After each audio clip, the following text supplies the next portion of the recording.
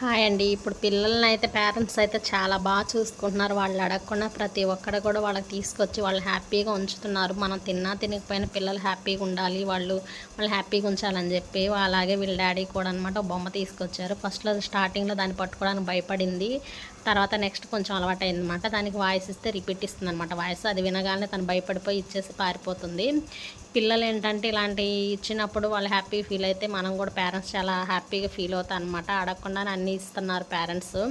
కానీ నాకు చిన్నప్పుడైతే మా డాడీ అయితే ఏది కొనిచ్చిందే లేదు.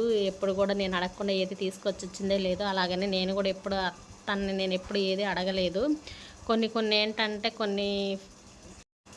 ఇలాంటివి చూసినప్పుడు ఏంటంటే నాకు కొంచెం ఫీల్ అవుతూ ఉంటాను. మా డాడీ కూడా ఎప్పుడు ఇలా ఏమి చేయలేదు చిన్నప్పుడు, కానీ ఎప్పుడు ఏది కొనిచ్చిందే లేదని చెప్పి అప్పుడప్పుడు కొంచెం గుర్తొస్తాయి అనమాట ఇలాంటి పిల్లల్ని చూస్తూ ఉన్నప్పుడు. మా వీడియో మీకు నచ్చినట్లు లైక్ చేయండి, షేర్ చేయండి, ప్లీజ్ సబ్స్క్రైబ్ చేసుకోండి.